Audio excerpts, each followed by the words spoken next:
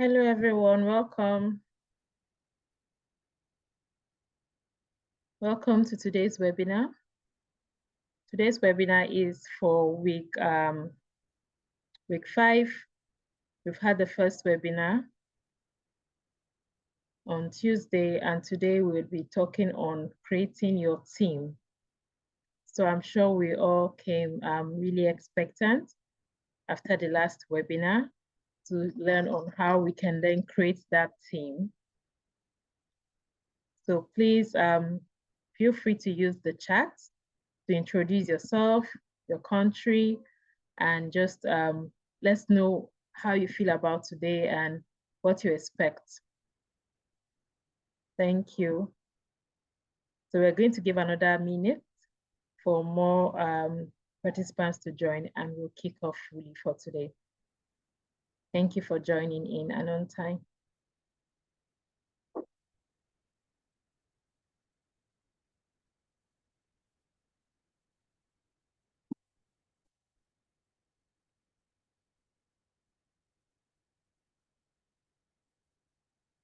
Hi, Charles, such a pleasure.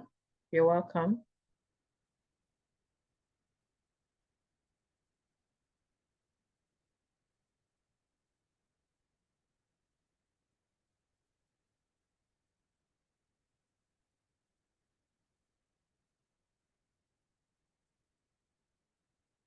You're all welcome to today's webinar.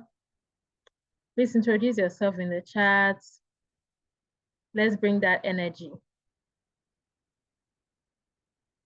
It's week 5. You're more than halfway gone, so you should be excited.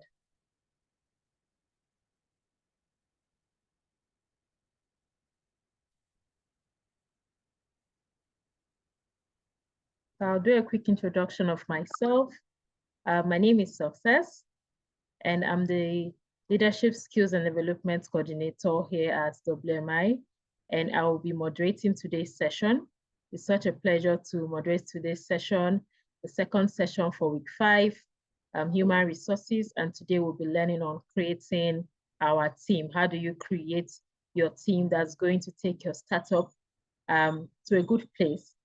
So we have our delectable presenter here with us today, and I'll be introducing her shortly, and then she'll come on board and take us through this part 2, which we are all, we've been looking forward to since we ended the last session on Tuesday.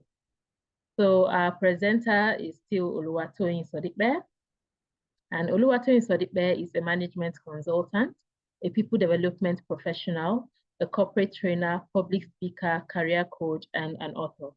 She has over 10 years cumulative work experience across West Africa, East Africa, and North America, providing HR advisory, change management, business transformation, corporate strategy development, and project management services to companies within a wide range of sectors, such as financial service, oil and gas, telecommunications, healthcare, education, logistics and transportation, fashion and beauty, and public sector. Oluwatoyin holds a bachelor's degree in psychology from Obafemi Awolowo University and a master's degree in industrial labor relations with a specialization in human resource management from the University of Lagos, Nigeria. She is an associate of the Chartered Institute of Personnel Management of Nigeria, ACIPM, a member of the Human Resource Business Professional HRPB Network, USA, a licensed human resource practitioner, HRPL, and an associate of Women in Management, Business and Public Service, WIMBIS. Oluwatoyin previously served as the Chief Executive Officer at Sesewa, Nigeria's first internship-focused and foremost career development organization, an organization where she started her career as an intern and then emerged to become the CEO, providing strategic direction to a team of young professionals who are committed to solving Africa's unemployment and educational challenges. As a learning and development specialist, Oluwatoyin has a strong knack for imparting knowledge and human capacity building. She is the founder of Velvet Consulting and Advisory, BCA, and it's a people development firm, and she's also the lead facilitator at Velvet Learning Academy, VLA, a learning organization that trains, coaches, and mentors recent graduates and young professionals as they are equipped with 21st century skills to thrive and excel in the workplace and life in general.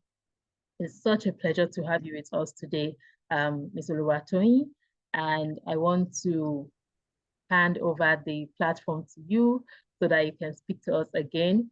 We are so excited to see you once again. Thank you, Success. Thank you so much for having me. Thank you, Liz. Good afternoon, everyone, or morning or evening from wherever you're calling from. And it is such a joy to be here again. Okay, and I already see my fellow African leaders on the call. So hello, Charles from Rwanda. Hi, Dr. Mofolo from Malawi. Hello, Lenti. Hello, Naomi from Zambia. Hello, Stephen from Nigeria. Hello, Michael from Nigeria. Hello, Alfred from Rwanda. All right, it is such a pleasure to be here. And I must say, I've had such a full day. So in case, I'm looking like what I've been through, right? I work as a management consultant, and, that comes with its own load of work that you have to do, but I wouldn't trade it for anything. It's such a joy to be able to help people solve, help organizations, institutions, and businesses solve their people problems, providing them with strategies and innovative ideas on how they can progress, right, as an organization. So I love what I do. Okay, let's go straight into what we have for today, because we have an hour and I don't want us to rush over it, too much. I want us to get the juice of, what we really want to talk about. But before we do that, give it to me in the comment section. You were here on Tuesday and you picked some things. Let me know what are some of the things that we talked about, maybe just in a sentence, right? Or in one word. How was the session for you? Tell me. And we have to do this very fast, guys, because we have very limited time. But I really, really, really want to hear from you. How was Tuesday's session from you? For you, what was the one thing that you picked, right, that you haven't forgotten, that you're like, I'm going to use this? Let me know in the comment section. I'm waiting to read from you.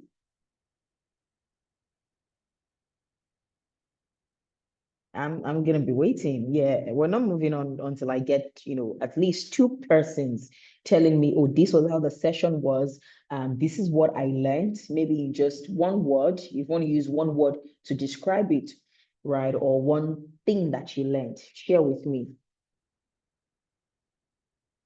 I know this is not a different audience. Success, I'm right? It's the same people I spoke to.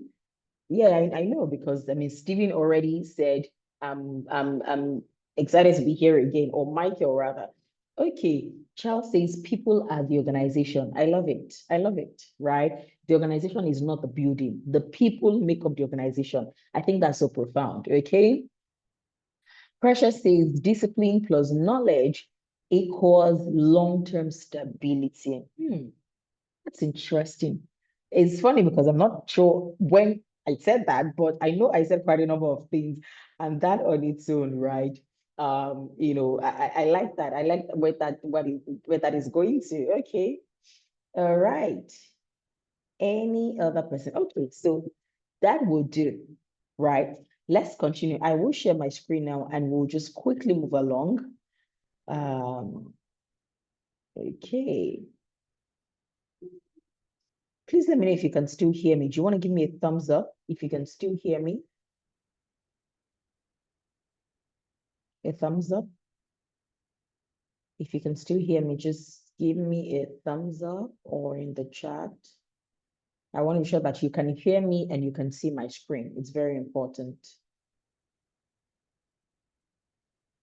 Okay, Michael says Tuesday session was lovely. I love that I learned the different types of employees and the important motivations for each cadre. I love it. Thank you for sharing, Michael. Okay, you can see my screen and you can hear my voice. All right, let's move straight into what we have for today.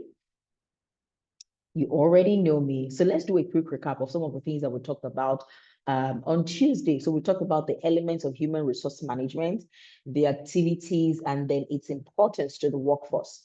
We also talked about how you can determine your startup need, your startup staffing needs, right? As a CBO, a bootstrap company, a new founder, a new innovator, how can you determine the strength of your staff at its early phase? We also talked about the different types of team members that you have and some of the things that you can, some of the compensation packages that you can give to them, right? Unpaid, paid, for volunteers, for interns. What are some of the ways you can compensate them for the work that they do, whether in cash or in non-financial terms? And we talked about the different strategies in recruiting for these positions. The way that you recruit for a paid position or the way you put out the adverts would definitely be different from how you would recruit for an unpaid position. Okay, so those are some of the things that we talked about on Tuesday, right? Now, today we're going to be focusing on how we review applications or CVs that come in. What are the things you should look out for? I know we touched on some of them on Tuesday, but we want to take a deeper dive into what are some of the things that you should look out for in a candidate during the hiring process, right? How do you conduct interviews with candidates? How can you make the final hiring decision? And what does it mean to create an employee-employer expectation, right? And also, in addition to that, a bonus to that is what are some of the tips that you need for team cohesion? It is not enough that you have a brilliant team. If your brilliant team cannot work together, then it's as good as not having a team, right? So it's really important. Okay, I think, okay. So it's really important that we understand what it takes to have a team that agrees, right, with one another. So let's go straight into it. All right. So what do we need to do when we're reviewing job applications? What does it really mean? How do we review job applications, right? The first thing I'm going to start from is to let you understand that a job application form is a document that is used to gather information from job applicants during the hiring process. And I'll give you examples as we go forward. So when you want to hire, when you want to recruit to your team, the first thing you need to produce or you need to put out is a job application form. And this job application form will cover essential personal and professional data that will help you make the hiring decision. Now, I want you to pay attention to the word personal and professional data, because when you're hiring people, remember we talked about culture fit in the last class. When you're hiring people, you don't only focus on the professional part, you also want to focus on the personal part. Because as much as someone is talented, if they don't have a good character, it will tell on the team. And this is why we say you want to ask questions, right? Or you want to put out a form that will cover personal and professional areas that would help you to see personal and professional data to make that hiring decision. It's also known as an employment application form, right? Or an employment form. Okay, and I said here that a job application is reviewed based on set requirements by the recruiter or hiring manager. So let's backtrack a bit.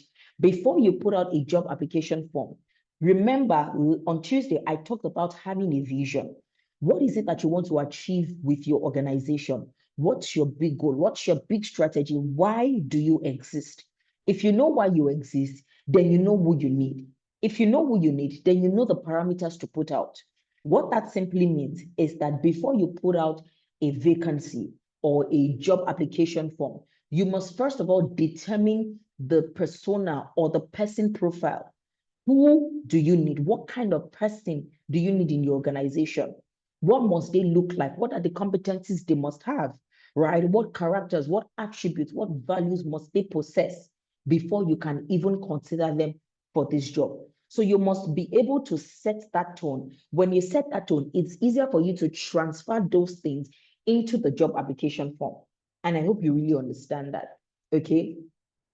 Now, what are some of the information to be provided by you, the hiring team? So when you're putting out a job vacancy or you're putting out an employee application form, what are some of the things that you need to pay attention to, or the information that you need to provide on your own end?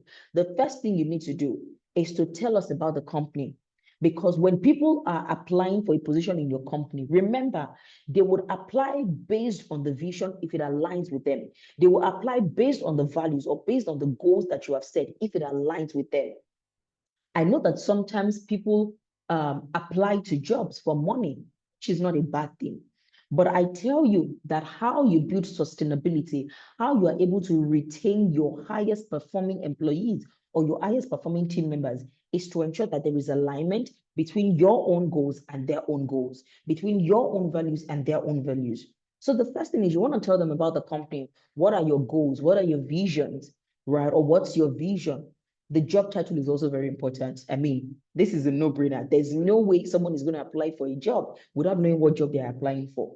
Okay. You also want to state the contract type. How long is this going to be for? Is this a short-term gig? Is it a permanent role? Is it a 6-month contract role? Is it an internship? Is it on a project basis? That's another thing you want to clarify, right?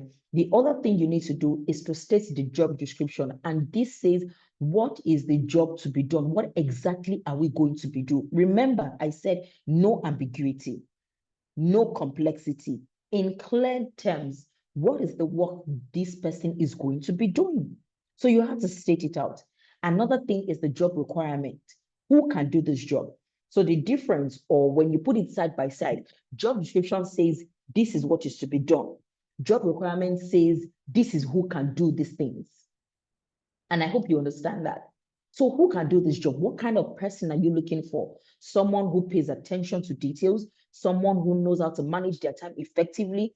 Those are examples of job requirements. Maybe, for example, if you are, if you want to hire for a social media manager, remember the example that we gave, some days ago. You want to hire for a social media manager. What are some of the things that you should be looking at? Someone who is tech savvy. You can't hire someone who says, oh, I'm very shy, I don't have an Instagram handle, I don't really like social media. Can you imagine hiring somebody like that to manage your online platform for your business? No matter how much skill they have, if they do not have an affinity for being in the social space, they can't do the job. No matter how much you like them, no matter how beautiful they are, they cannot do the job because they are not the right person for that job. And do you see what I'm saying? Right? Another thing you need to consider, or another information to put out, is the salary range. How much are they going to be paid?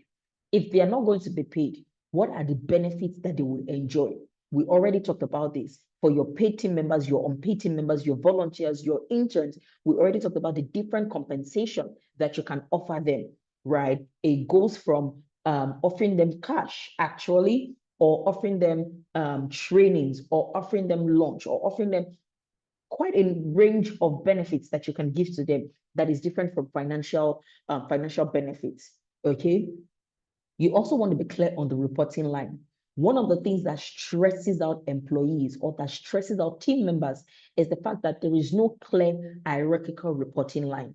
Everything is ambiguous. So for example, you hire somebody today, who are they going to be reporting to? Are they reporting to you as the founder, or you have a middle level manager who is the program manager who they can be reporting to?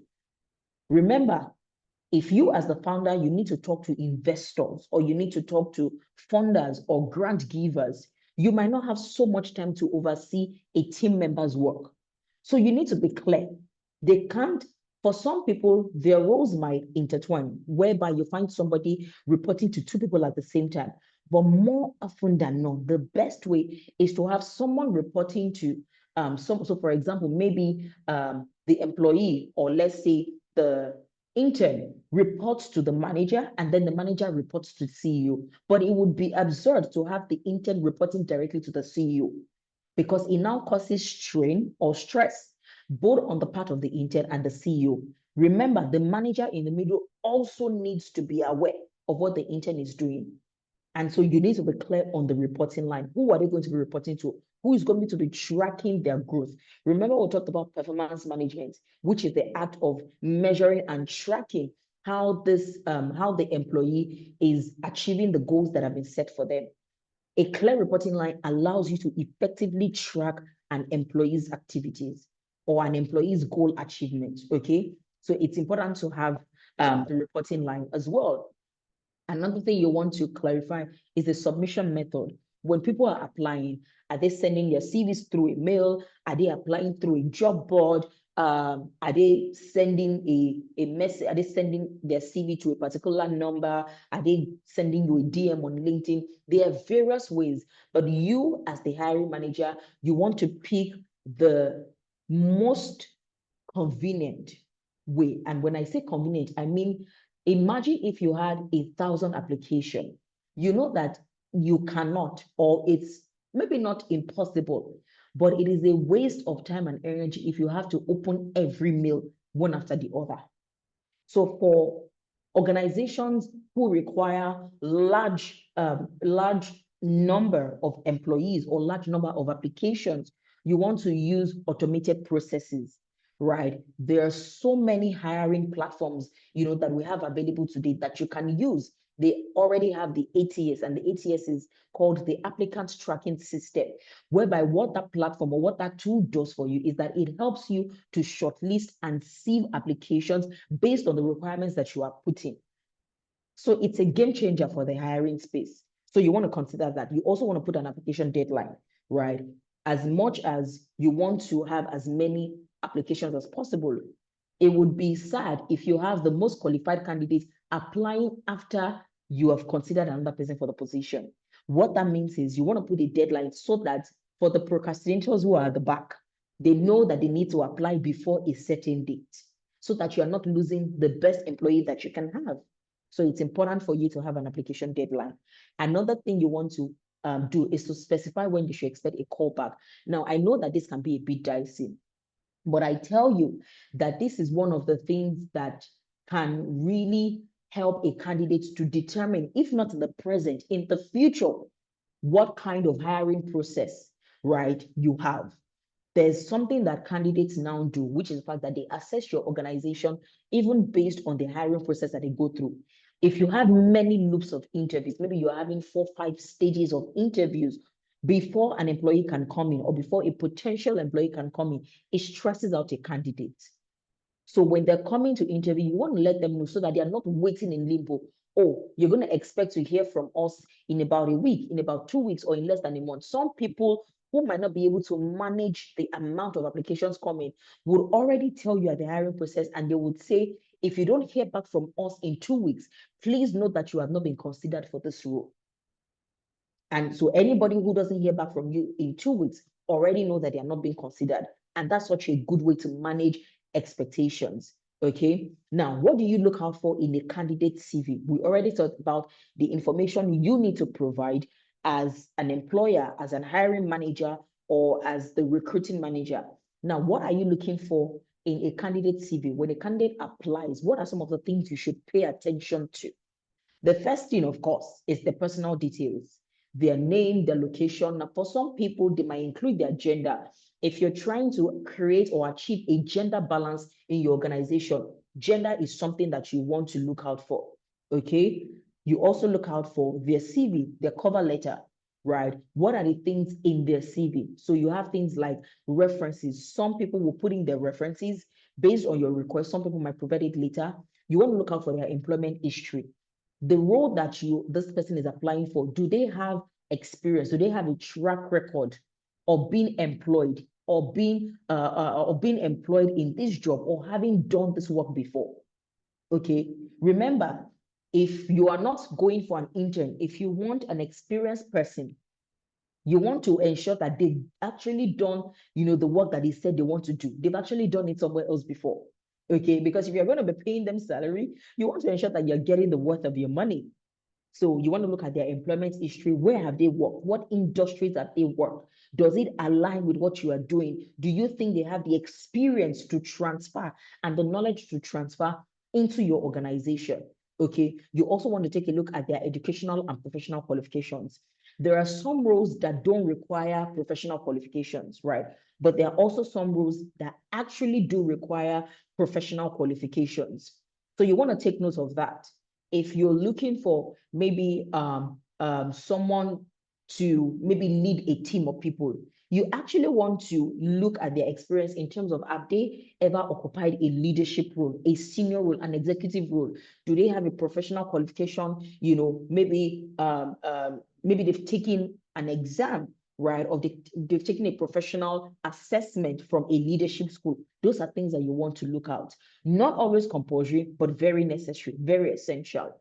Okay, and this is again depending on the position that you are applying for. If you're applying or that you are looking out for, if you're hiring an intern, again, they might not have employment history, because remember, it's an internship position. So I hope we're not like those people who want to hire interns, but you're asking them for 2 years experience. Like, it's an intern. Like, where are they going to get that from?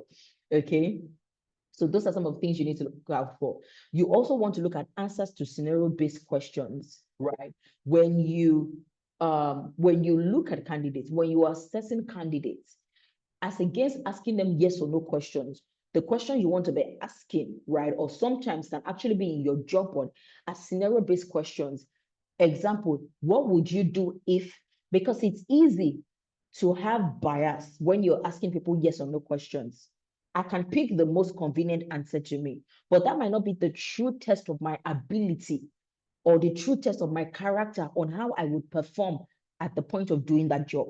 And that's why I would always advocate for scenario-based questions. What would you do? Situational questions. If you're put in a position like this, what would you do? Also, you want to know their reasons for applying. Some people might say, oh, my reason for applying is that I want to earn an income, which is not bad. But you know that you're not going to be paying them. Maybe it's for a volunteering position. You already know this person doesn't fit because you are not going to be providing cash income, right? So you want to note that. You also want to note their salary expectations. If you're going to be paying them in cash, right? What are they looking out for? What is the range that they're able to settle with when they come into the organization? And you also want to look out for date available to start, right? If someone says, oh, my notice period is 3 months, and you know that you have to roll out a project in 1 month, you already know they don't fit into your schedule. Okay, so some organizations have 1 month, some 3 months, and depending on the role that you are, if it's longer than that, well, so you want to consider the people that can come in as quickly as you need them. Very important. Okay, so how do you choose a finalist? So you've gone through this interview process. How do you make your decision? There's something we call shortlisting, right? And it's the process of identifying the candidates from your application pool who best meets the required criteria and you're willing to move forward with in the application process. So when you're shortlisting candidates, remember I said that you're going to have an influx when you put out a vacancy or you put out a job application form on a job board, you're going to have a lot of people apply. But now the process whereby you are picking those who fit more than the others is what we call shortlisting. Now, I like this research by Ideal, and I believe this number should have changed. It says 52% of talent acquisition leaders say it is the most difficult part of their job. Shortlisting is actually the most difficult part because you have a large pool that you want to pick from, and you want to pick the best. Imagine you want to hire for just maybe one position or two positions. You can have as many as 500 applications. So you see how stressful that process is. And that's why I understand when some organizations say, if you don't hear back from us in 2 weeks, please know that you have not been selected for this position. So that's the process of shortlisting, how you want to get those who would move to the next stage of the application process. The first thing you need to do is to determine your shortlist criteria. What are you looking out for? What are the things that are important to you? Remember, we talked about job requirements. What are the things that this person must possess or that you want to see in the person that is applying for this role? So you're looking at things like maybe their education and also maybe for the role. It's important for them to have for them to have knowledge or for them to have acquired education in a particular field. For example, if you want to hire a medical doctor, there is no way you will not need education. Do you understand what I'm saying? It's important. So you have specialized roles like that. You want to hire a legal counsel. Of course, you need education. You need someone who has gone to law school. You want to hire a medical doctor. You need someone who actually went through medical school. So you can't just say because somebody is nice, they look very gentle, they look like they will be able to take care. They are very caring and loving. That you are caring does not mean you can be a medical doctor. You see what I'm saying? So for some roles, education is non-negotiable. You also want to look at their work experience, right? Depending on the level or the grade that you are recruiting for. What is their work experience? How many years do they have? What is their track record? What are the achievements that they've made in their previous workplaces? You want to look at the skills and knowledge, right? And if you add attributes, we call it competencies. What skill is this person bringing on board? What knowledge have they acquired that can work for this role that they are coming for? You want to look at their personality traits as well. Remember, we talked a lot about culture fit. What it means is that people can be so talented, but if they don't have the right attitude, they would be a disaster to your organization. It's important. Remember, people are the bedrock of the organization. But if you have one person on the team who does not fit right into the culture or the general attitude of the organization, it then becomes a problem because they would frustrate the vision.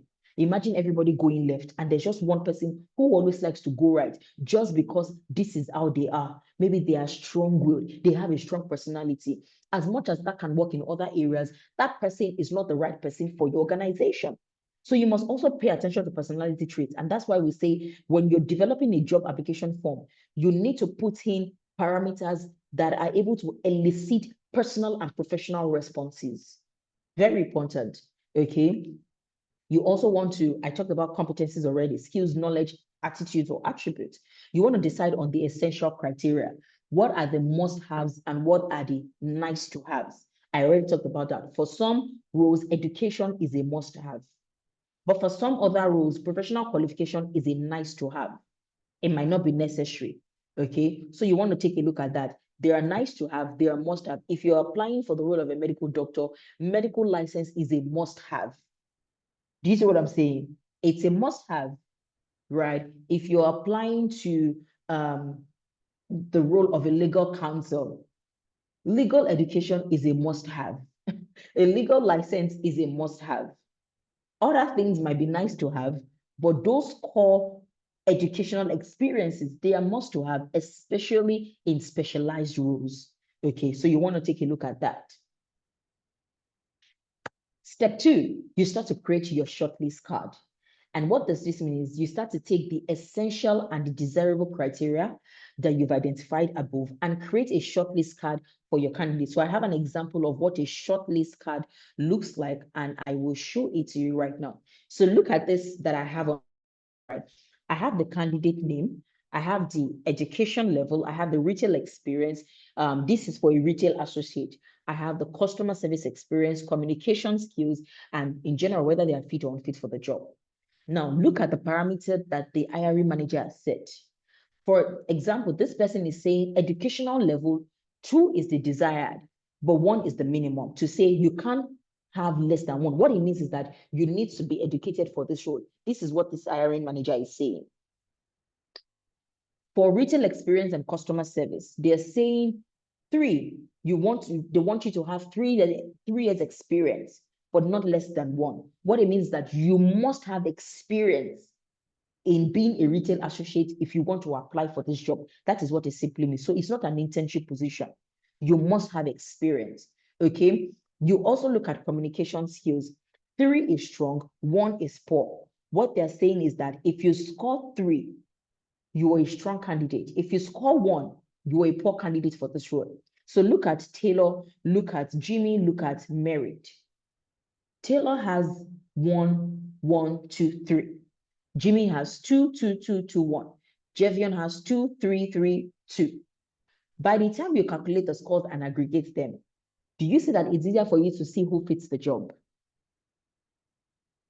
So because Jimmy already has the highest achievable score in educational level, it has the middle score in retail experience. It also has the middle score in customer service.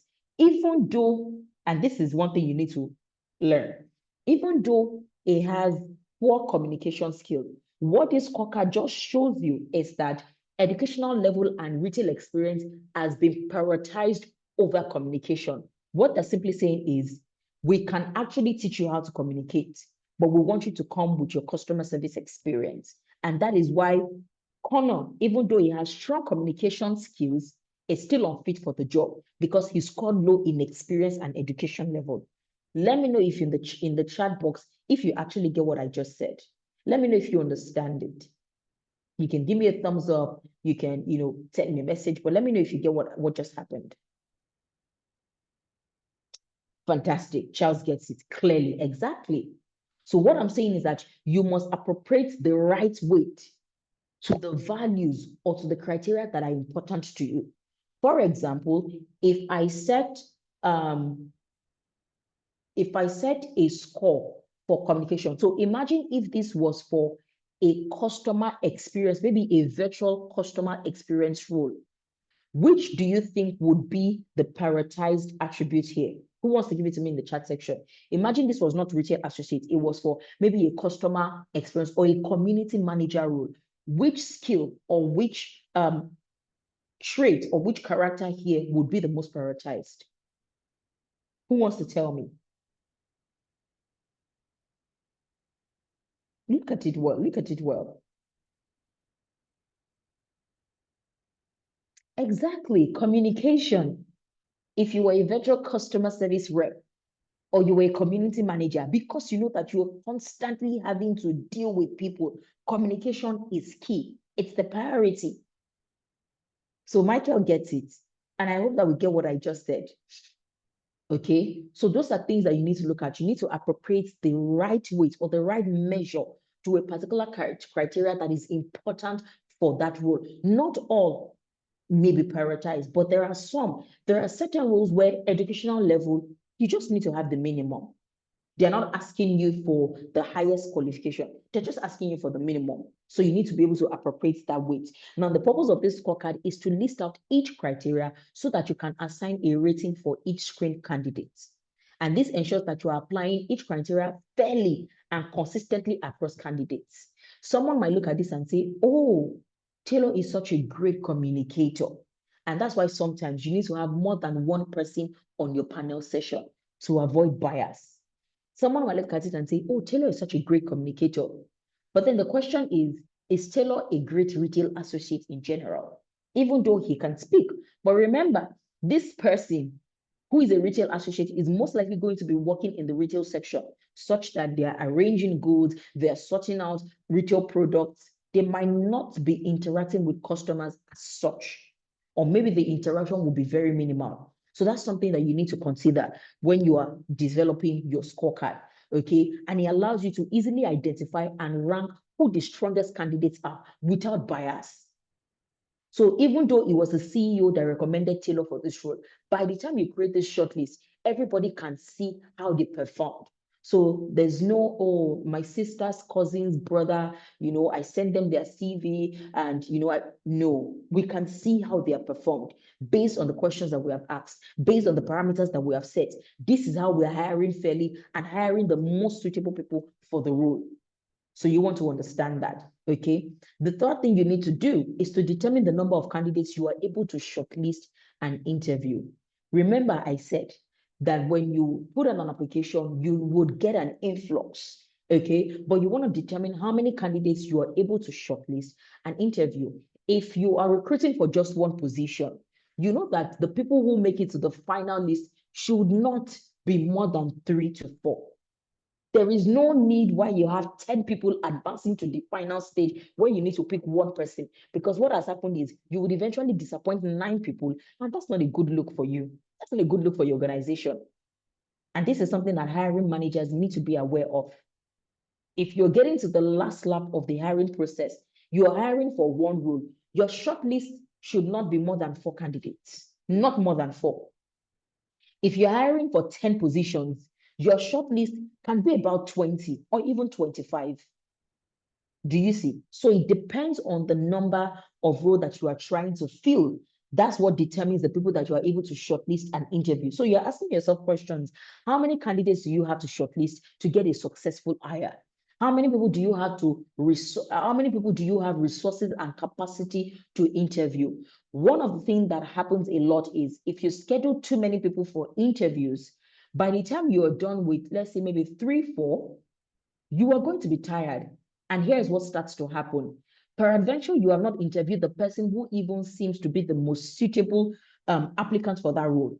When you get tired, bias sets in. There are different types of bias, right? You have recency bias. What it means is you are more drawn or you are more attracted to the first person that you interviewed, such that you don't want to spend so much effort or you don't want to invest so much intellectual attention to the other people.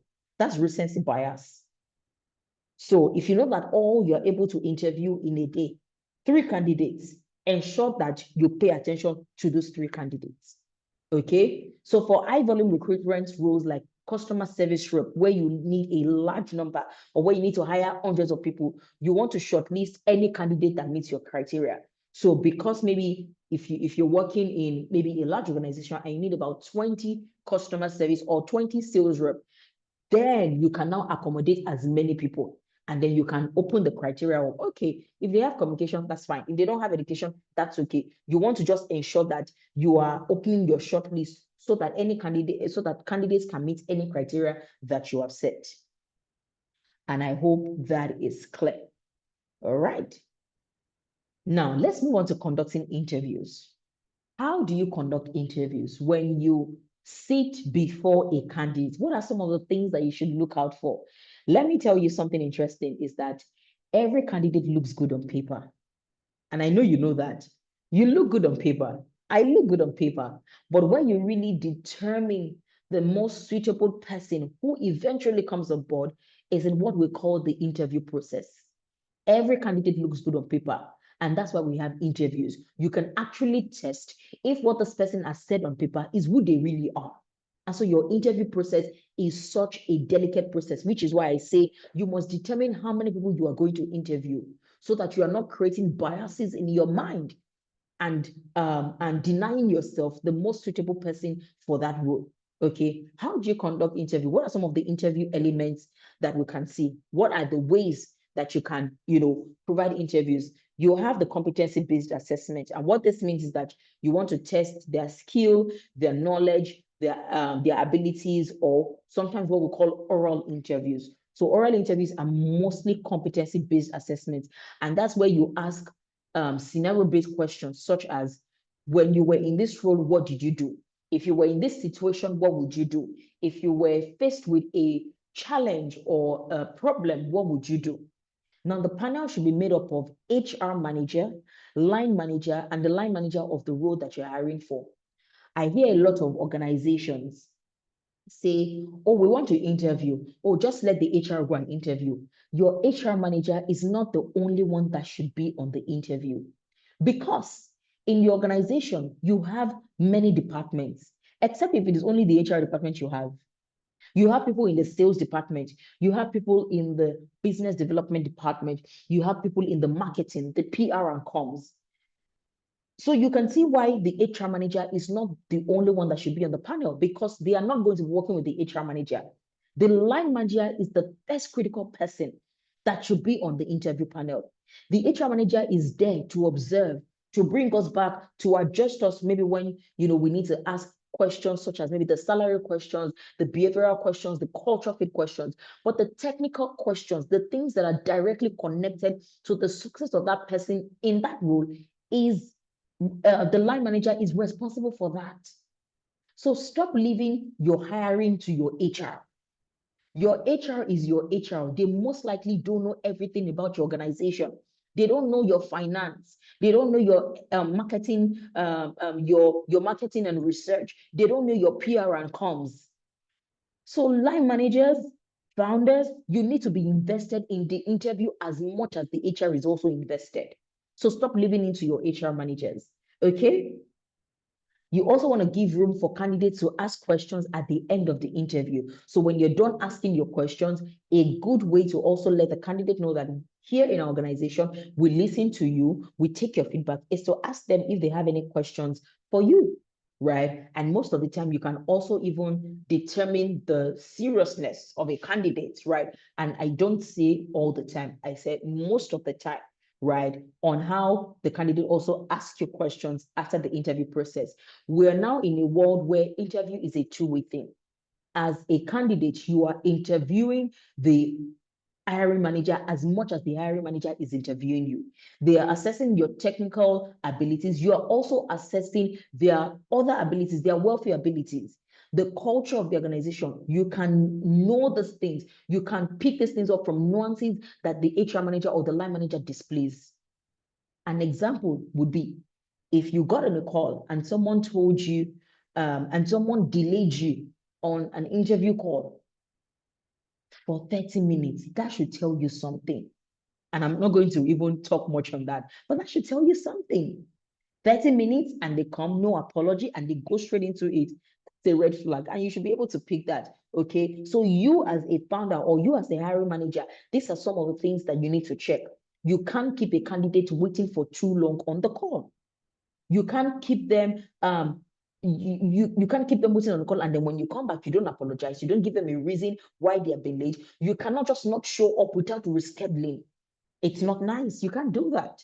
Okay. And also you appreciate your candidate for joining the call. Yes, even though they need the job, it's also important to be courteous. Oh, thank you for joining us today. Thank you for sharing your experiences and your skills with us.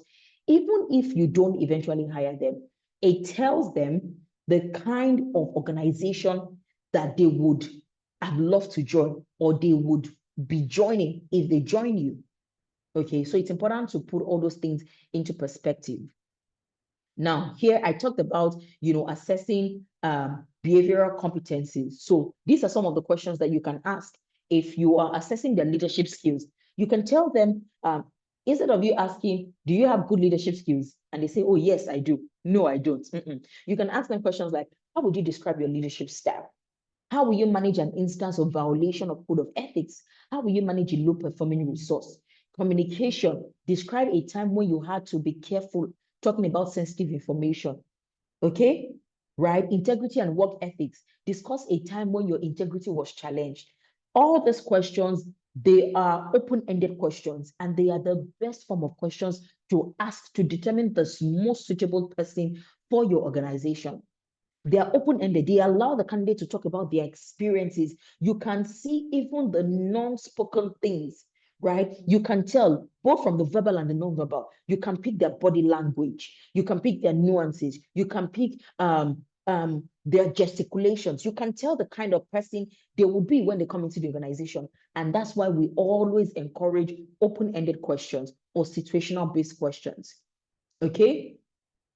Now, what must you take note of when you're interviewing? And I started to talk about this earlier on. When you're interviewing, because you are human, there is going to be bias. But how can you avoid, or how can you eliminate this bias as much as possible? Remember, you are not trying to hire someone who looks like you. You are trying to hire someone who fits into the image of the person that can do this job. Do you see? So you're not trying to clone yourself in another person, except the person is your immediate successor. Maybe as a founder, you're looking for someone who will take over from you as a founder. Okay, you might start to look for very similar things, but you're looking for someone who can do the job that you have set out for them to do. For example, as a founder, you might be a nice boss. You're a cheerful giver. You like to give things. You like to spend money. By the time you're hiring a finance manager, you are not hiring someone who looks like you. Because if it was left to you, maybe you are not very adept at managing financial records. So you don't want to hire someone who is not also adept at managing financial records. You actually want to hire a finance or an account manager who is straight with the books, such that even when you come and say, oh, I need money for certain things that you can't justify, they'll tell you, sir, I was sorry, oh, you need this and this and this and this to be able to withdraw money from this account. The kind of person that you need. So you see that sometimes you need to be clear on what the person is going to come and do. That's how you determine who you are hiring. So identify your own biases, right? Stereotypical biases. I talked about the recency effect, which is that you are more attracted to the first person that you see, also because you have so much energy. It's the first interview. So you're excited, and then that can stop you from getting the best out of other candidates or other applicants, right? You also want to learn to discard the noise. And this is what we call irrelevant information. So for example, dressing may matter for a sales executive who are usually in customer-facing roles, but not so much for software developers, right? And I mean, you already see how the world is. When you go to the tech organizations, the fintechs, you don't see them wearing suit and tie, right? But if you work in a place where, if you go to the banking sector, you see them dress very corporately because they are interfacing customers. And for someone who wants to come and put money in your bank, they need to look at you and see how you look before they put money, before they trust their money into your bank. So you want to discard the noise. There are some information that are not relevant when you are hiring. Learn to separate. Okay. You also want to slow down your decision making. Wait till you have seen all the candidates before you make your final decision. Don't say the first candidate and say, okay, this is the person. This is the person I'm hiring. Yeah. And you haven't seen the other candidates. What if there is someone who can do better than the first person you saw? It will be quite painful. Okay, so slow down your decision making. You also want to focus on job related characteristics and ask questions that align. I have heard hiring managers, founders, ask very weird questions at interviews. It's unacceptable. I once, had an interview where someone asked me if I was comfortable with using certain words. And you see, I didn't need a genie to tell me that that was a red flag.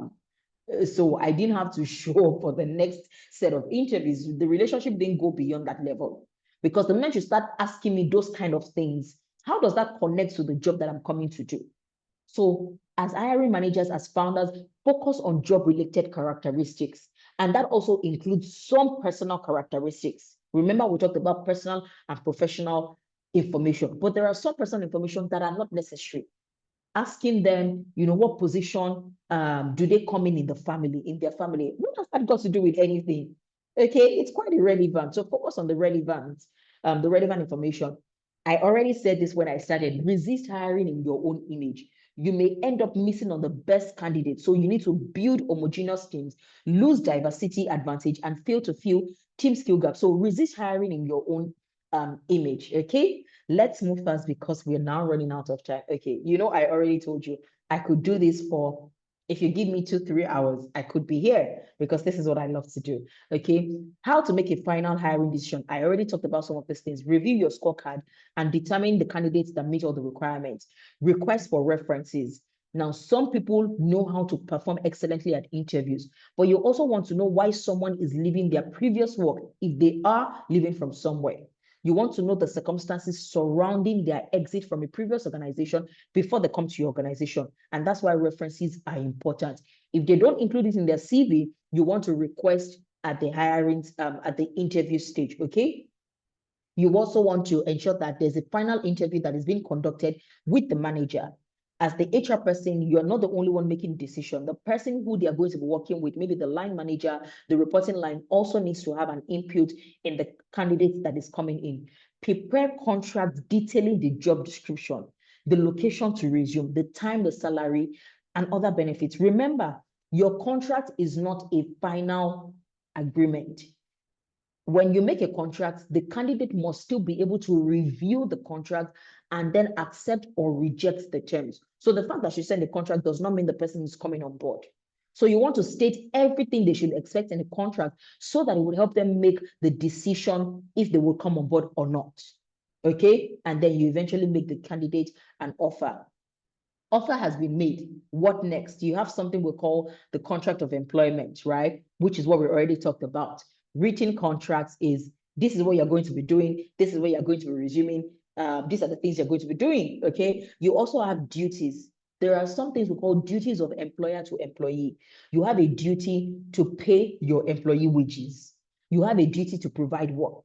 You have a duty to ensure that they are safe at work. You have a duty to indemnify your employee. These are some things that you want to go take our time to actually do more research on. And I'm glad that we're able to share this content so that beyond this webinar, you can go back and feast and do your own research, learn more about some of the things that I'm talking about. And as an employee to an employer, you have duty to obey. You have duty to use your skill and expertise. You have duty to act in good faith. There are some things that are not going to be written explicitly on your contract. But there are things that you need to take note of, right? And that's what we call duty to act in good faith. Okay, you have the duty to not misuse employers' confidential information. Okay, and that's why a lot of people include confidentiality clause. If you're dealing with high sensitive projects, you cannot, you can't share or trade secret information, right? It's against the company rules, and you cannot disclose profit. So you have a duty to not make secret or undisclosed profit. Okay. Now I'm going to start to rush through this. So you want to create goals, okay? Craft clearly written job descriptions. What this means is by the time you are putting out the contract or you're speaking to the person that you have hired, make sure that their job descriptions are clear. Make sure that you set SMART goals for them. And what are SMART goals? Specific, measurable, achievable, realistic, and time-bound. You also want to set KPIs. And I know we talked about this on Tuesday, key performance indicators. How are they going to be measured? What are they going to be measured by? You also want to adjust and agree on those KPIs. So when you're setting KPIs, you are not setting it in the absence of the employee. You are actually setting it with the employee. Okay, and you want to ensure that you are conducting regular performance assessments and review sessions. One other thing that you must do is to be able to identify skill gaps. Remember that I told you that there are some competencies that are nice to have and some must have. What you start to do is how to close the gap of the nice to have. So you want to identify the skill gaps that your employees have or that the candidate has, and you want to ensure to provide learning opportunities to close that gap so that they can deliver of their best to you as an employer. Okay, and we start to close out. So what are some of the tips for team cohesion? How can you build a high-performing, sustainable team?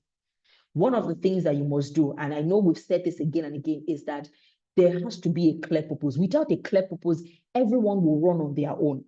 A clear purpose is what holds the team together first. If we know that we have one goal, one purpose that we want to achieve, it helps us to bring our best to work. The second thing is to establish rules of engagement, policies and procedures. I know that as humans, the human nature would always try to restrict rules, will always try to restrict policies and all of those things. But you want to ensure that policies and procedures are intact. Okay. Another thing you find is to model and encourage respectful argumentation. You will not always agree on everything in the organization. And that's why we are different people coming from different backgrounds. But you want to ensure that even when people are arguing, they can do it respectfully. They can understand other people's opinions. They don't have to accept it. They must be able to listen to it, right? And that's how we build a high-performing team. You want to help the team understand that conflict is normal. And I just mentioned that conflict is very normal and perhaps a necessary part of team development. We will not always agree. It's okay to have conflicts. It means that we have different ideas, which is a good thing. We have different ideas, but as they come, you want to ensure that even in the conflicts, we're able to resolve quickly, we're able to manage effectively. Define clear commitments and responsibilities. Who is handling what? Who is doing what? Okay? Encourage trust and openness amongst your team members. When your team members feel like they can talk to you about anything, it allows them to bring their best self to work. You don't want, and I know that people say this thing like, oh, separate your personal life from your work life. As much as that sounds fine to the ears, it's almost impossible, okay? Because a person who is not okay at home, who is not okay in their personal life, finds it difficult to bring their best self to their professional life. So you want to encourage trust and openness. You want to learn about each other on the team. And as often as you're able to, maybe you're a physical team, you want to share a meal together. If you're virtual, it might be impossible for you to do that. But once in a while, if you're a physical team, oh, let's go grab lunch. Let's go get some snacks. These are some of the things that you can do to build a cohesive team. As we start to round up, I have said here that creating your ideal team is a holistic process, and it begins from the moment you recognize the need to fill the role. What that simply means that you don't wait till the applicants come in before you start to think about how you want your team to look like. You must create your ideal team from the point where you are crafting your vision. If you have the vision, you must know the people that would fit into your vision. What kind of people are going to be able to achieve your goals with you? Okay. And in order to build a team that satisfies your requirements, you must ensure that you're using appropriate parameters to measure and assess the candidates. This is the final thing I need you to take from here. There is no perfect candidate. None at all. I'm not perfect. You're not perfect. But there are ideal candidates. And so you must avoid looking for perfection. Okay? There's no one that is perfect.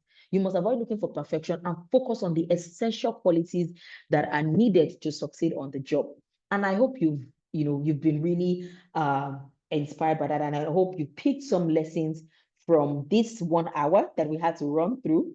Okay, so I will now hand over to Success or Liz, and then we can take a few questions before we step out. I hope you've learned something. Yes. Thank you, Charles. Thank you so much, Oluwatoyin, for that beautiful presentation as always. So now we are at the point where we ask questions. So this is going to be the last time you'll be seeing Oluwatoyin for most of you. So please ask all the questions related to HR that you would have. So Oluwatoyin, I have a question. While we wait for participants to ask their question, how important is the human resource aspect of an organization when pitching to donors or funders? How important is it? Like, is it something you would want to talk about? And if you need to say something, what exactly would you want to highlight? So how important is it to talk about your human resource? Is that a question? Yes. Okay, when you're talking to funders and donors, it's actually very important. That's why for some organizations, when you're trying to apply for grants, they will tell you to present your staff strength, or they will tell you to present your organizational structure or your organogram as we know it. And the reason is that if you say you have an organization, remember, everybody knows it. Even though sometimes we don't do it, we know that people make up the organization.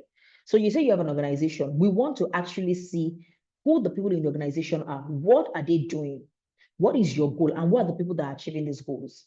So when you have donors and funders, because one of the ways to position for grants is that you want to present your goal or your vision in a solution-oriented manner. What that means is you're not going to your grant givers or your donors with problems. You're going to them with problems and the solution that you want to apply to the problem. I hope you understand that. So what they're funding is not your problem. What they're funding is your solution. So they want to see, okay, you have this solution. Who are the people that are going to implement this solution?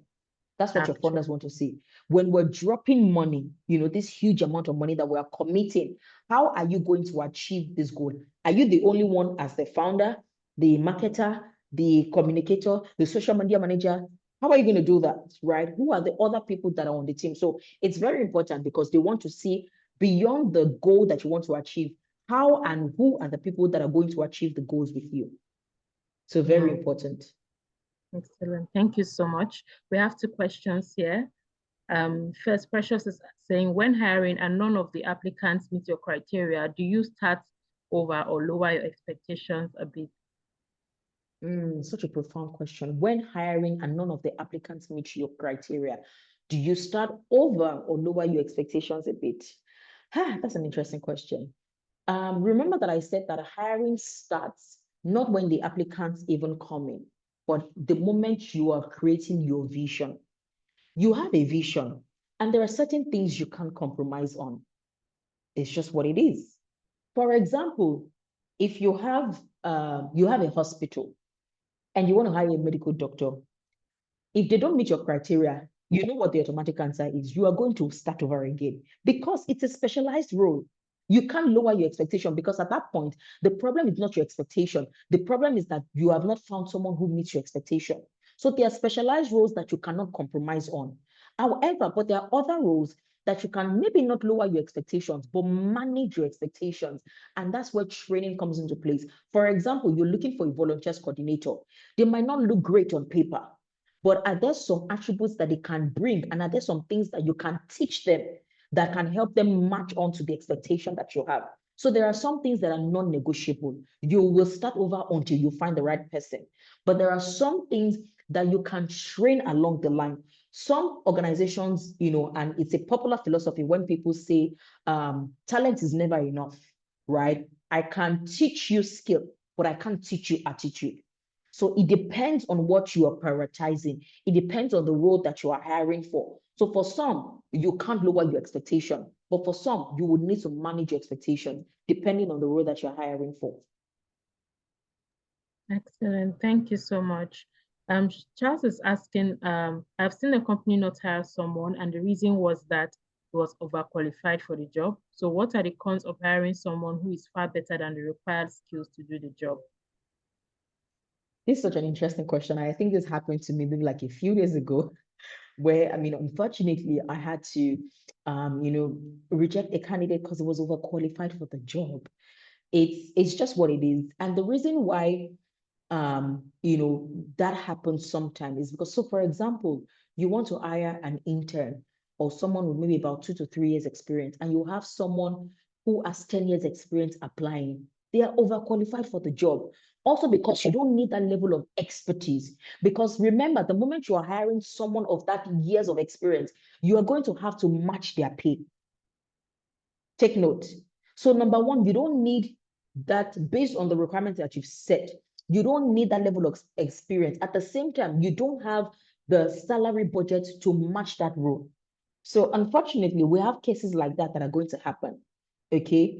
Where you have a candidate who is overqualified. Now, what are the cons of hiring someone who is far better than the required skills to do the job? Is that you are going to pay them. If the budget for the role that you're hiring for, maybe 2 to 3 years experience, is, let's say, 5,000 USD. If someone who is more experienced comes, you know that they are not going to take 5,000 USD from you, except they are willing to take it. But more often than not, you won't find someone who is more experienced than that role willing to take that amount from you. Do you see? So it's going to cost you more financially. Compensation wise, it's going to be more costly. And also sometimes it can alter the temperature of the team. And what do I mean by that is, if you have someone who is very experienced coming on board to a role where you don't need so much experience, you can sometimes have rank conflicts, because by the time there's a situation where you need this person to do certain works, they start to tell you that, oh, they are overly experienced. They can't do this kind of work. They can't do this level of job. And so it's always better to not even start, on that path, because there are things you're not going to be able to sort out, because you're going to have that conflict. You will constantly have that conflict where they're trying to prove rank, they're trying to prove their years of experience, just because they have the years of experience. So those are some of the cons that you will find. Okay. Thank you so much, Oluwatoyin. That was such a brilliant answer to that. I've always wondered that as well. And I think most importantly, that second aspect of them altering the temperature or the dynamic of the team and wanting, because they feel they have more experience, so that could pose a threat. Thank you very much, Oluwatoyin. And thank you so much, everyone, for being on here. Thank you for your comments, your engagement. At this point, I think this would be the last time they would be seeing you, most of them. So please, if you have any last words for them as startup owners, please kindly share. Okay, thank you for having my last word, for, the African leaders on this call, as I always like to call, for startup founders, for new innovators, is to first of all know that your dreams are valid. You have an idea that can change the continent of Africa. You have ideas that can be solution to pressing and wicked problems in Africa. Don't negotiate yourself outside of what can be.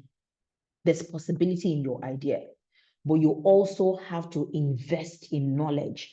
You have to invest in resources, in knowledge, in information that helps you to become the person that can actually fulfill the mandate that you have, that can actually achieve the vision that you have. The person that you see now, the person of you that you see now, needs to be improved upon so that you can be the person, the accurate person that can achieve that goal. So basically what I'm saying is, first of all, know that your dreams are valid. You have beautifully crafted visions. You have goals and objectives. You want to change the continent. You want to eradicate poverty. You want to bring basic amenities to your society. That is very possible. But at the same time, you want to ensure that you are going in search of knowledge and information that helps you be the person that can achieve that goal. And I believe in you. Thank you so much, Oluwatoyin, for believing in us too. Yeah, Charles say we liked your style and learned a lot from Thank you, you. Yeah, Charles. that's very true. Thank you so much. I think it's fine if we call it a day. Thank you all so much for being here. Thank you so much, Oluwatoyin, for Thank you. accepting our invitation and being a speaker. We really, really appreciate you. Bye, everyone.